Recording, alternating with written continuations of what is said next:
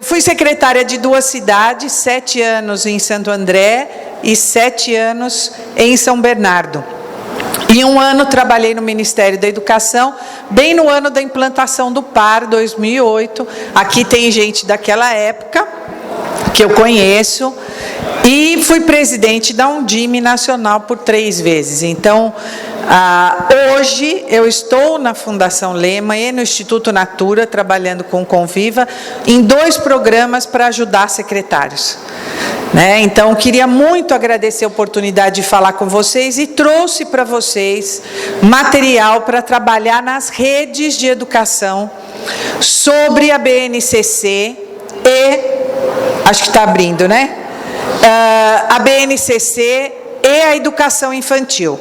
Todo esse material estou deixando para vocês, a gente está trazendo coisas, a ideia e eu viajo o Brasil inteiro falando sobre a importância da base.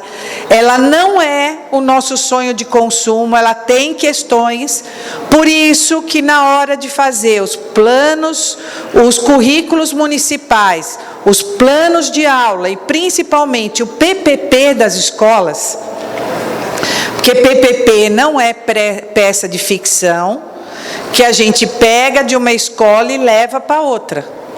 Eu não sei na rede de vocês, mas na nossa, tinha diretora que pegava o mesmo PPP, mudava de escola e levava lá para outra. E às vezes esquecia até de mudar o ano. Mas acho que só acontecia lá, né? Então, tá tudo tranquilo. Por que eu gosto de falar sobre essas coisas? Porque é o nosso dia a dia. Eu fui professora, diretora de escola, coordenadora pedagógica. E aí, quando você vira secretária de educação ou diretora de escola, quem assistiu o Rei Leão aqui? Eu inúmeras vezes, porque a minha filha sabe até decor. Lembra aquela hora que o Simba sobe na pedra e fala assim, eu vou mandar nisso tudo? Era assim que eu me sentia, quando eu virei secretária.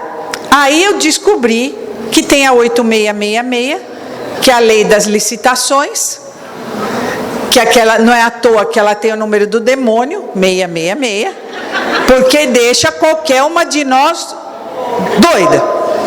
E descobri que cada vez que a gente tem que comprar alguma coisa, a gente leva 76 dias, se tudo der certo. Se ninguém questionar essa compra, e mesmo depois da compra, se vão entregar direito. Não é isso? Então, quando a gente fala de educação e quando a gente fala de dirigente municipal de educação, a gente está falando de um mundo de coisas. A gente está indo para a secretaria, para uma reunião pedagógica e avisam que a caixa d'água de uma escola estourou. Não é isso? Aí muda o seu caminho. Isso sem contar que se um ônibus deixar de pegar 2 crianças, antes de você chegar na secretaria, a rádio da cidade já está dizendo assim, secretária de educação suspende transporte escolar. É verdade ou não é? E a culpa sempre é nossa. Dentro de tudo isso que a gente tem que fazer, e dentro desses 14 anos, obrigada, dentro desses 14 anos, eu queria dizer para vocês que eu saí acreditando em todas as religiões. Eu saí mesmo. Porque alguém que fica secretária, 14 anos, está viva, respondendo processo, ok, mas estou viva. Porque todo mundo vai em algum momento da vida passar por isso. Eu tenho certeza, para aqueles que são espíritas, que eu não reencarno mais. Acabou. Essa é a última vez que eu fico na Terra. Estou salva. E aí, eu queria abrir essa conversa nossa com essa frase aqui. Passamos o primeiro ano da vida de uma criança ensinando a caminhar, mas o resto da vida pedindo para ela se calar e se sentar. Não é isso? Quando, e vocês vão ter aqui à tarde, o professor, que foi uma das pessoas que escreveu a base na área de educação infantil, o que mais a gente pedia nessa construção da base é que a educação infantil fosse respeitada. Da das etapas e modalidades, ela é fundamental para o desenvolvimento das crianças. Então, cuidar dos espaços da infância e cuidar dessas coisas é muito importante, e a base precisava disso.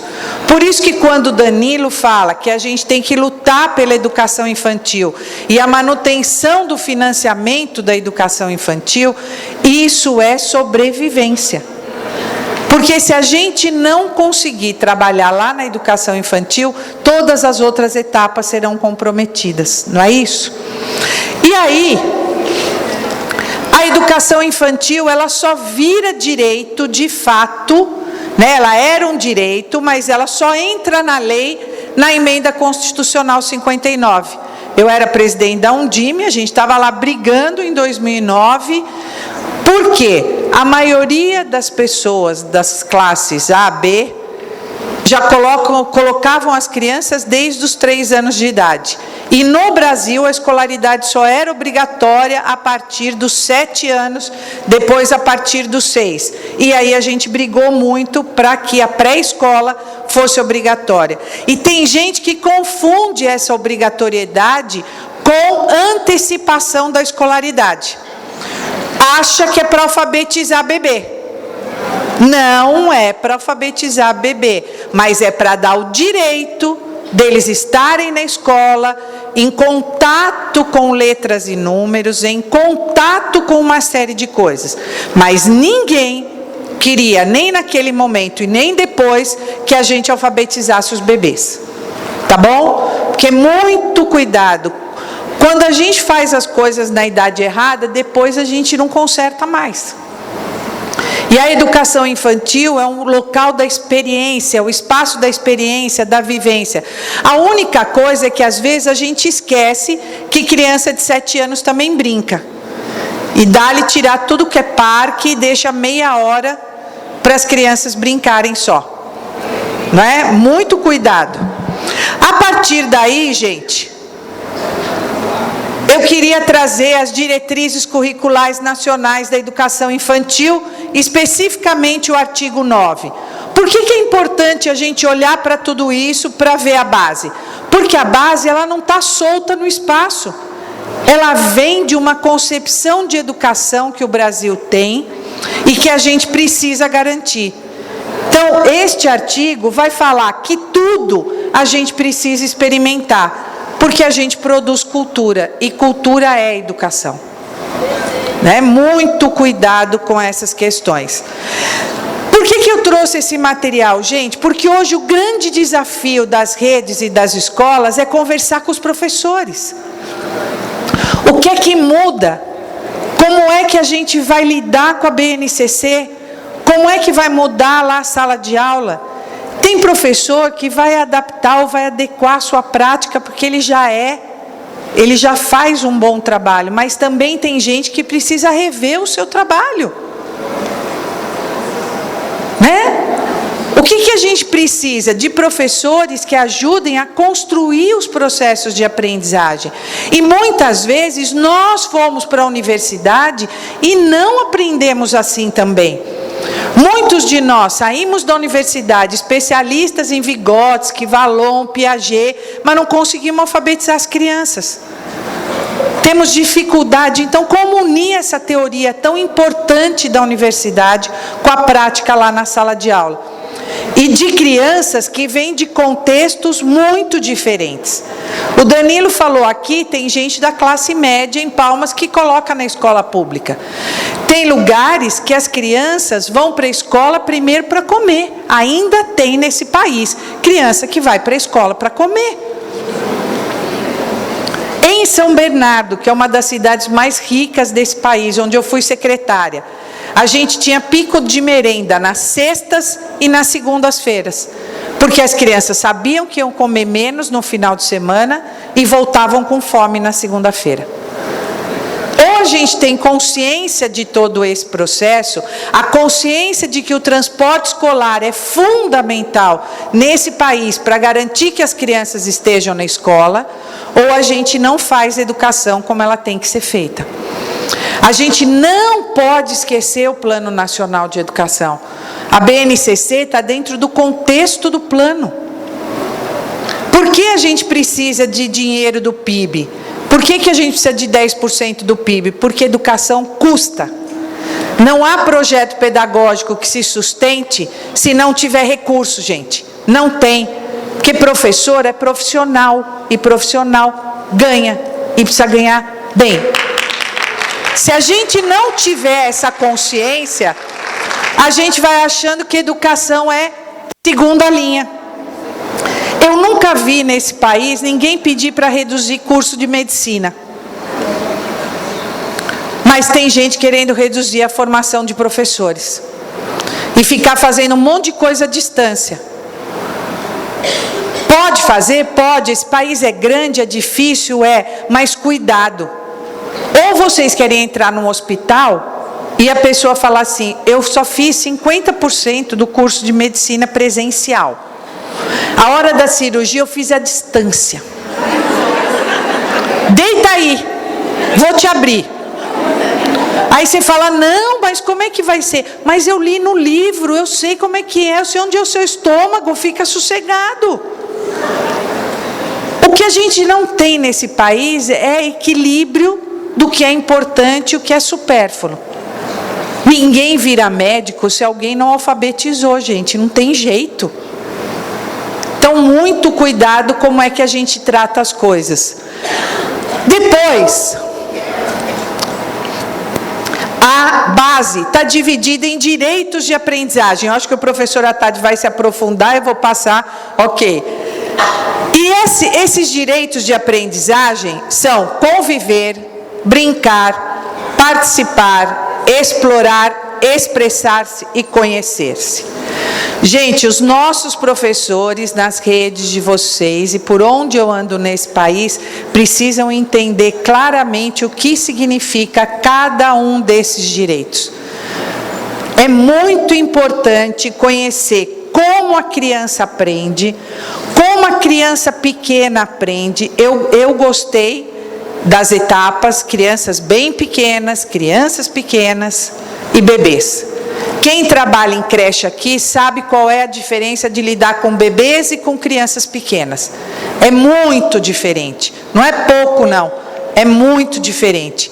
Então, saber o que é que cada uma desses direitos interfere no desenvolvimento infantil vai ajudar muito as crianças e aos professores a entenderem o seu papel.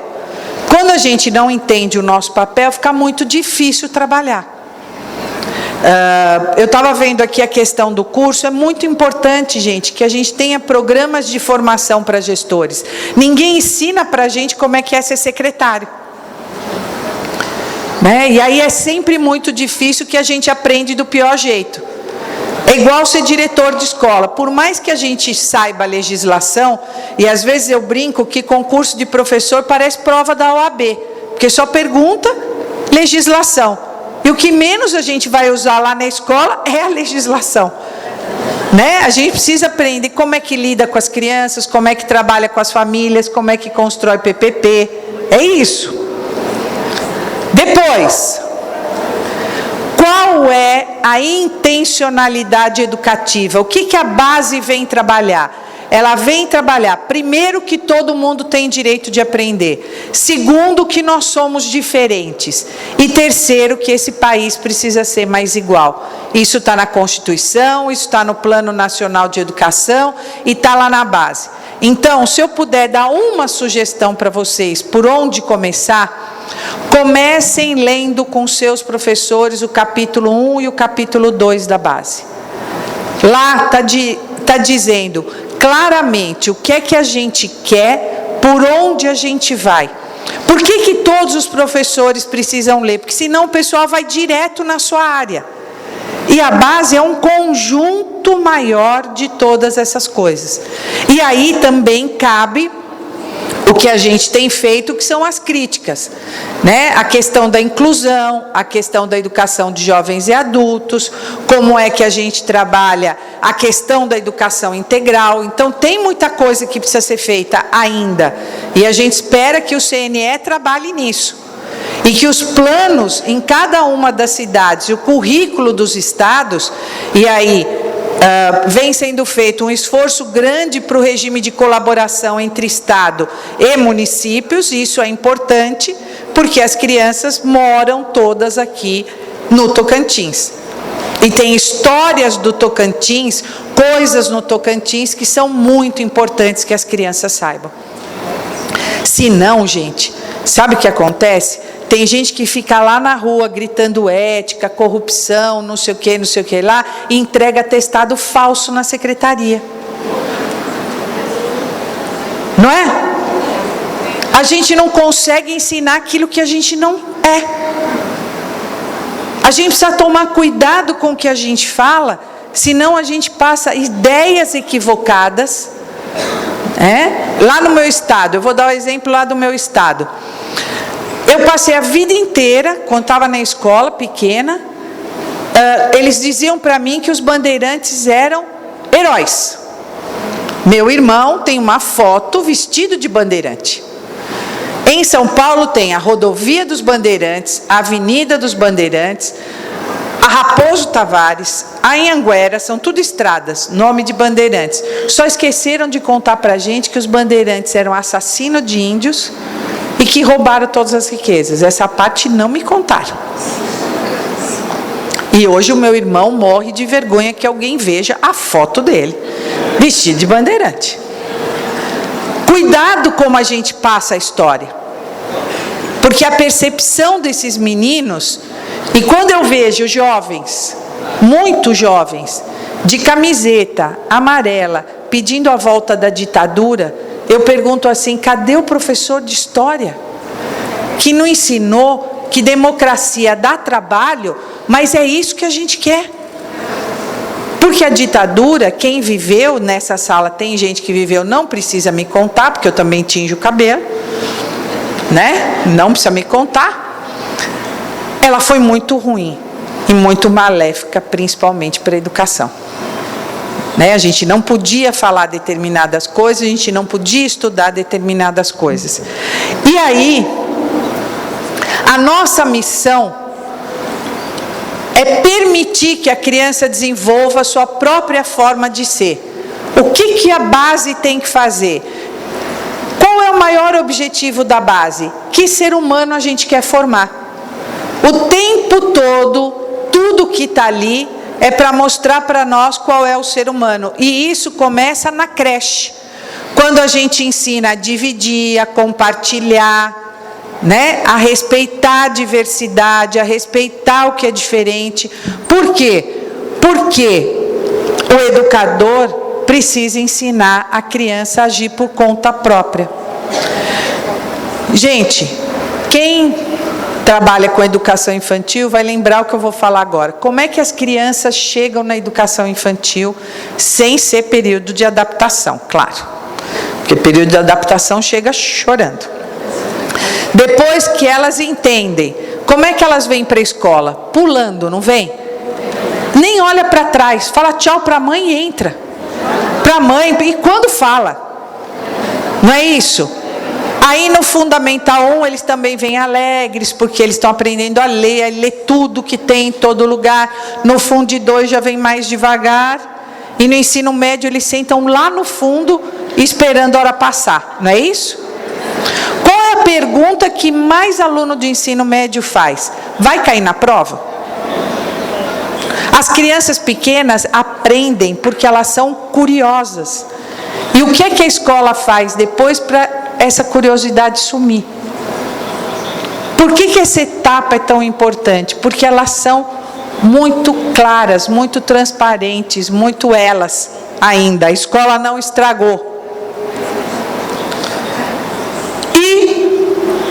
Um dos grandes desafios da base é a transição da educação infantil para o ensino fundamental. Acho que a gente ainda não conseguiu, né, professor, trabalhar tudo que a gente deveria, está longe disso. Então, um grande trabalho que vocês têm é conversar com as equipes de vocês e estudar de forma muito clara e muito complexa, eu diria, né? como é que faz essa transição? Lembrem, a gente não faz 5 para 6 anos e deixa de ser criança. Meu neto tem 6. E casa de ferreto espeta de pau, né? Porque ele está espelhando todas as letras. Vó professora, e eles... Aí outro dia ele fez assim para mim, vó, por que o 3 é igual ao E? É só virar para cá ou virar para lá, ou é 3 ou é E? Eu nunca tinha parado para pensar nisso, eu não sabia o que responder. Ele falava, isso é muito difícil, eu não sei se é 3, eu não sei se é E. Aí ele fica virando para ver como é que é. É difícil, gente. É complexo a escola. Depois, aqui, de tudo que eu trouxe para vocês, isso aqui é muito importante, gente. A base é o começo da conversa. Vocês já devem ter visto esse gráfico, mas é muito importante discutir com os professores sobre isso. A base é o começo da conversa, o currículo da rede. Tocantins vai ter o seu currículo, né, construído junto estados e municípios. Depois, o PPP da escola e uma questão muito importante, os planos de aula dos professores. Como é que eu vou fazer a base chegar na escola? Porque a base estabelece os objetivos que se espera que os estudantes venham atingir, enquanto o currículo define qual é o caminho.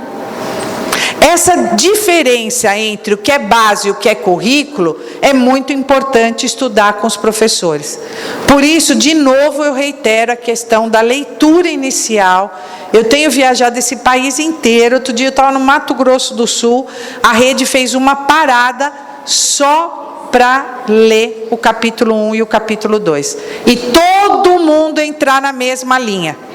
O que é habilidade, o que é competência, como é que eu trabalho isso, como é que cada um interpreta. Isso é muito importante para dar sentido de rede, para dar sentido de escola. Tá? Senão cada um faz o que quer e aí vira uma bagunça. Aqui, acho que vocês já conhecem, né, como é que ficou. Há uns 15 dias foi entregue a base do ensino médio, que está lá em discussão no CNE. E essa é a estrutura da educação infantil. Então, os campos de experiência, né? E aqui os bebês, as crianças bem pequenas e as crianças pequenas. Está pequeno, mas está aqui à disposição de vocês. Eu fiz em 2 formatos. Tem Prezi para quem quiser fazer a apresentação, e quem quiser fazer um livrinho, já está em PDF. Imprime e faz um livrinho bem bonitinho aí para os professores, tá? A ideia, gente, é que vocês possam incluir aquilo que é importante na rede de vocês, exclui aquilo que vocês acham que não precisa ser assim, coloca coisas que vocês entendem que é importante, tá? Aqui, as 10 competências, que também atingem a educação infantil. A educação infantil tem campos de experiência mais atrelados às competências. Então, é muito importante conhecer todo esse processo. Gente, tudo isso é muito novo. Então, eu sei que é difícil, e um dos maiores desafios, o Danilo falou aqui, é usar 1/3 da hora atividade para aquilo que precisa. E o que está precisando é que os professores entendam a BNCC, como é que isso vai chegar lá na ponta e construir o currículo. Por que isso é importante? Porque tudo vai mudar. Os livros didáticos, né, a forma das avaliações, e porque a BNCC está lá no Plano Nacional de Educação e a ideia é que ela promova a equidade. Tá certo? Não é só para ranquear a escola, não, que ranquear a escola, quem gosta de fazer isso é a imprensa. Aqui eu trouxe, na educação infantil, então, para cada faixa etária, quais os objetivos previstos e como é que a gente alcança isso. Bem para dar exemplo de como as coisas vão funcionar lá na ponta. Né? Mas é muito importante adequar vocabulário, porque cada um entende uma coisa diferente do outro. Então é muito importante adequar esse vocabulário. Vai ficar também aqui à disposição de vocês. Aqui, uma coisa muito importante, a ideia é que as aprendizagens para cada ano são desenvolvidas a partir do que foi aprendido anteriormente. Então, a progressão também na educação infantil é importante. Lembra Piaget? As crianças na educação infantil estão na fase das operações concretas. Concretas. Cuidado, como é que a gente vai trabalhar? E aí, para que a gente aprenda, nós começamos... Ai, fui errado. Aqui. A gente começa lembrando do que aprendeu, aí a gente compreende aquilo que está aprendendo, aplica, usa. Matemática é muito isso, eu interpreto, entendo e vou aplicar. Depois, eu analiso, avalio e o mais importante, eu crio. É quando a aprendizagem ultrapassou todos os processos e eu posso criar em cima daquilo. E a gente vê muito isso em processo de alfabetização, né, das crianças, como é que a gente vai construindo isso.